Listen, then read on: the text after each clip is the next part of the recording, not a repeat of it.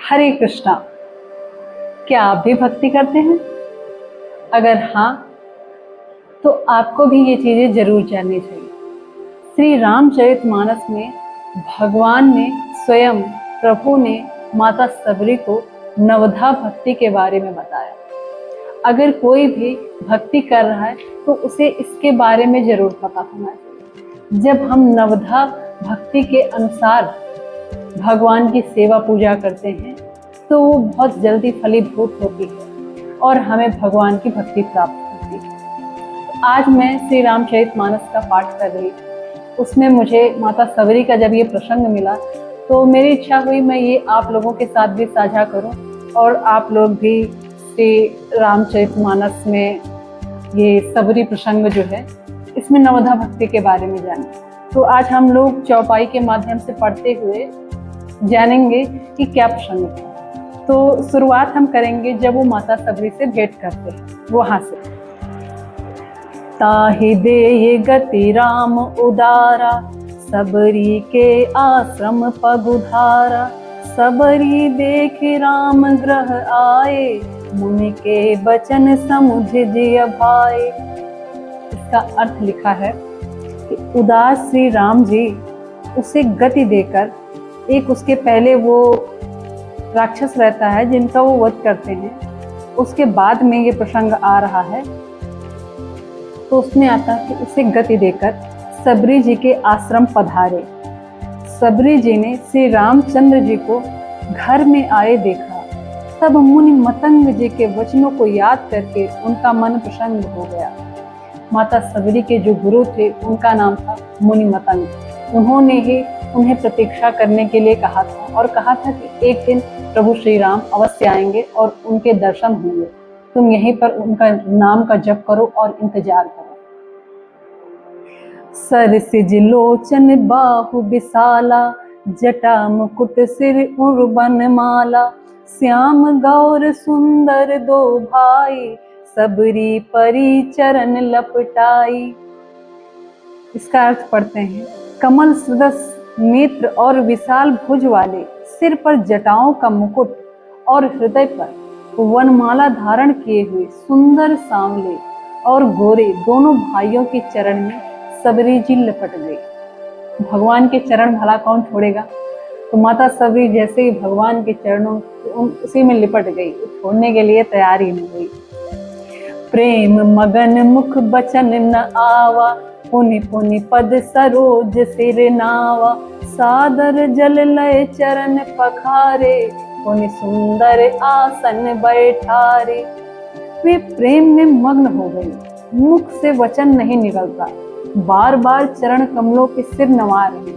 फिर उन्होंने जल लेकर आदर पूर्वक दोनों भाइयों के चरण धोए और फिर उन्हें सुंदर आसनों पर बैठाया। माता सबरी ने भगवान के चरण कमलों को धुला। कितनी पुण्य आत्मा वो थी कि उन्हें भगवान के चरणों को धुलने का अवसर मिला, उन्हें स्पर्श करने का अवसर मिला। वो कितनी बड़ी भक्त रही हैं भगवान की, तब ये सौभाग्य उन्हें प्राप्त हुआ। उन्होंने भगवान के चरण धोए, फिर सुंदर सा आसन जहाँ पे उनको बैठाया। अब उसके बाद में उन्हें खाने के लिए कुछ भोग लाएंगे, उस पे पढ़ते हैं। दोहा आता है। कंद मूल फल सुरस अति, दे राम कहु आन। प्रेम सहित प्रभु खाए, बारंबार बखान।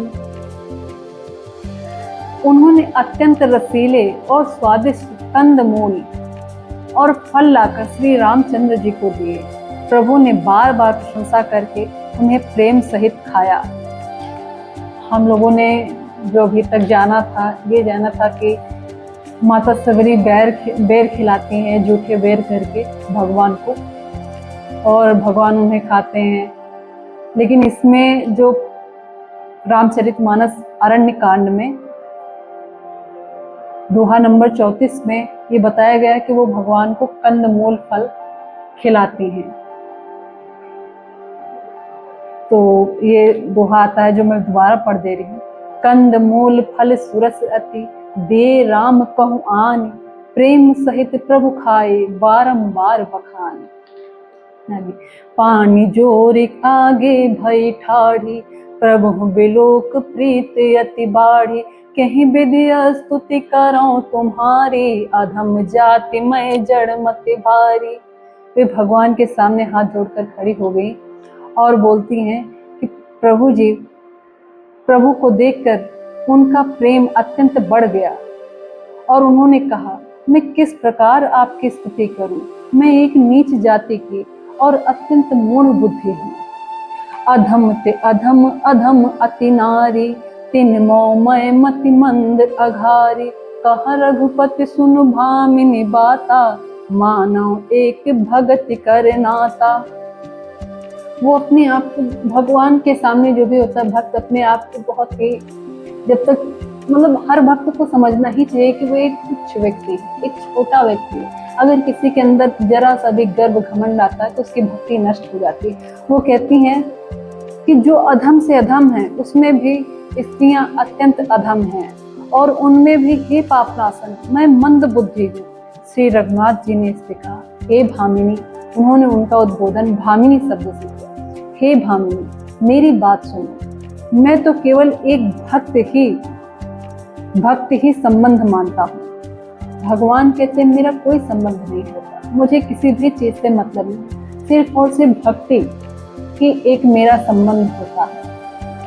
आगे बताते हैं, जाति पाति कुल धर्म बड़ाई, धन बल परिजन गुण चतुराई, भगतहीन नर सोहै कैसा, बिनु जल बारिद देखै तैसा। जाति पाति कुल धर्म बड़ाई, धन बल कुटुंब गुण और चतुरता, सारी चीजें भगवान ने गिनवा दी कि ये जितनी भी चीजें हैं, जाति धर्म जो भी चल रहा है, इन सब को उन्होंने गिनवा दिया कि इन सब के होने पर भी भक्ति से रहित मनुष्य कैसा लगता है। जिसके अंदर भक्ति नहीं, वो चाहे जिस भी कुल, जिस भी गोत्र में हो, जिस भी जाति में हो, वो मनुष्य, भगवान उसे स्वीकार नहीं करते हैं कि वो बिना भक्ति के वो मनुष्य कैसा। मनुष्य का तन ही इसीलिए मिला कि हम भक्ति कर सकें। वो कहते हैं जैसे जलहीन बादल शोभाहीन दिखाई पड़ता है, वैसे ही भक्ति रहित मनुष्य शोभाहीन दिखाई देता है, वो चाहे किसी भी जाति पात धर्म कुल गोत्र में जन्मा हो। उसके बाद वो बताते हैं, अब इसे ध्यान से सुनिएगा, अब भगवान नवधा भक्ति के बारे में बता रहे हैं कि क्या है नवधा भक्ति। नवधा भगति कहाँ तो ही पाही, सावधान सुन धरु मन माही, प्रथम भगति संतन कर संगा, दूसरे रति मम कथा प्रसंगा। उन्होंने नवधा भक्ति बताते हुए सबसे पहले सावधान किया, एकदम सावधान होकर अपने मन को स्थिर करके इसे सुनिए। उन्होंने कहा प्रथम भगति संतन कर, पहली भक्ति उन्होंने बताई कि सबसे पहले हमें संतों का संग करना चाहिए।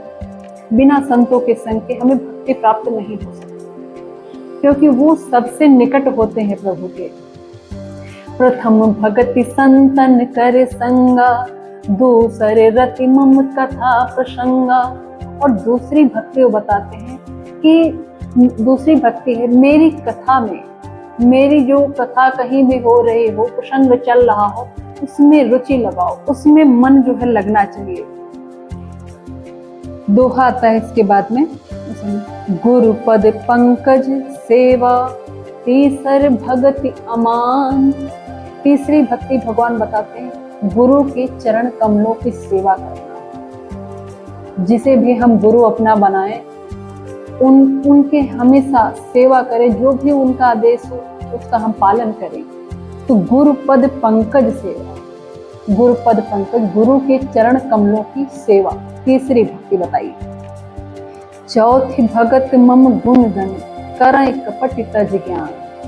चौथी भक्ति उन्होंने बताई कि सबसे पहले अपने अंदर का जो कपट है उसको हमें त्यागना है और फिर भगवान के गुण समूहों का गान करना है। भगवान के जितने भी सद्गुण ऐश्वर्य हैं इनका हमें गान करना है। ये चौथी भक्ति। मंत्र जाप मम दृढ़ विश्वासा, पंचम भजन सुवेद प्रकाशा, छठदम शील बिरत बहु कर्मा, निरत निरंतर सज्जन धर्मा। पांचवी भक्ति उन्होंने जो बताई है, मंत्र जाप मम दृढ़ विश्वासा।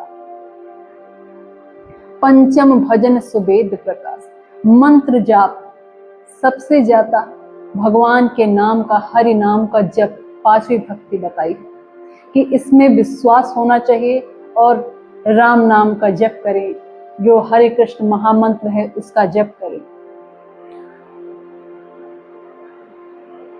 मेरे राम मंत्र का जप और मुझ में दृढ़ विश्वास, यह पांचवी भक्ति है जो वेदों में प्रसिद्ध है। छठी भक्ति है इंद्रियों का निग्रह, शील अर्थात अच्छा स्वभाव और चरित्र, बहुत कार्यों से वैराग्य और निरंतर संत पुरुषों के धर्म आचरण में लगे रहना। ये उन्होंने छठी भक्ति बताई है कि हमें अपनी इंद्रियों को अपने वश में करना है, एक शील व्यक्ति बनना है, चरित्रवान व्यक्ति बनना है, अच्छे आचरण करना है, धर्म पुरुषों के जो आचरण होते हैं उनका अनुकरण करना है, तब हम छठी भक्ति कर पाएंगे। सातों सम मोहिमय जग देखा, मोते संत अधिक करि लेखा। सातवीं भक्ति है जगत भर को समभाव से मुझ में ओतप्रोत राममय देखना और संतों को मुझसे भी अधिक करके मानना।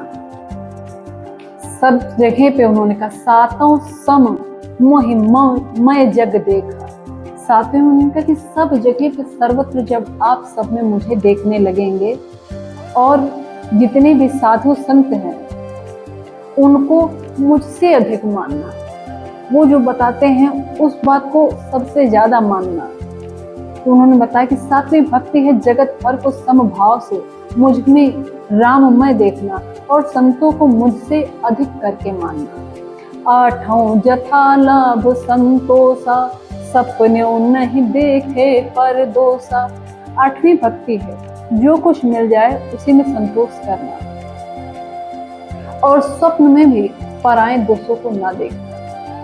जो आठवीं भक्ति बताई सबसे ज्यादा संतोष, जब इंसान के अंदर संतोष आता है तो उसे बहुत ही ज्यादा अंदर से आनंद की अनुभूति होती है। यह इतना आसान नहीं होता है क्योंकि मन चंचल है।